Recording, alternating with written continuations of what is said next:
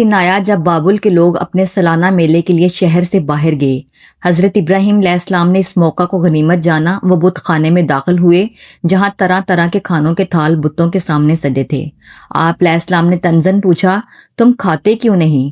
تم بولتے کیوں نہیں؟ اور پھر کلہاڑی اٹھائی اور ایک ایک کر کے ان بتوں کو مٹی میں ملا دیا، سوائے سب سے بڑے بت کے۔ ناظرین، جب قوم واپس آئی تو کہرام مچ گیا۔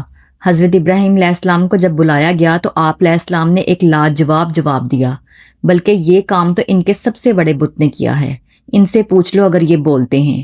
یہ وہ جملہ تھا جس نے پوری قوم کو اپنے ہی ضمیر کے سامنے مجرم بنا کر کھڑا کر دیا۔ وہ جانتے تھے کہ پتھر بول نہیں سکتے، لیکن وہ اپنی انا کے ہاتھوں مجبور تھے۔ ناظرین، اس بات کا جب نمرود کو پتہ چلا تو اس نے حضرت ابراہیم علیہ السلام کو اپنے دربار میں طلب کیا۔ یہ کائنات کی تاریخ کا عجیب ترین منظر تھا۔ ایک طرف تخت پر بیٹھا کائنات کا سب سے بڑا جابر بادشاہ اور دوسری طرف اللہ کا ایک نوجوان بندہ۔ نمرود نے غرور سے پوچھا، تمہارا رب کون ہے؟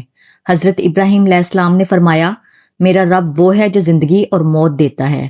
نمرود نے ہنستے ہوئے 2 قیدیوں کو بلایا اور ایک کو قتل کر دیا اور ایک کو رہا کر دیا، اور کہنے لگا، دیکھو زندگی اور موت تو میرے ہاتھ میں ہے۔ تب حضرت ابراہیم علیہ السلام نے وہ دلیل دی جس نے نمرود کو گونگا کر دیا۔ آپ علیہ السلام نے فرمایا، بے شک میرا اللہ سورج کو مشرق سے نکالتا ہے، تو اسے مغرب سے نکال کر دکھا۔ یہ سن کر وہ کافر ہکا بکا رہ گیا اور اس کے پاس کوئی جواب نہ تھا۔ نمرود نے اپنی اس ذلت اور شکست کا بدلہ لینے کے لیے وہ فیصلہ کیا جس نے انسانیت کو لرزا دیا۔ اس نے حکم دیا کہ حضرت ابراہیم علیہ السلام کو ایسی آگ میں جلایا جائے جسے رہتی دنیا تک یاد رکھا جائے۔ ناظرین، کئی مہینوں تک پورے ملک سے لکڑیاں جمع کی گئیں۔ آگ اتنی بلند اور ہولناک تھی کہ میلوں دور تک اس کی تپش محسوس ہوتی تھی۔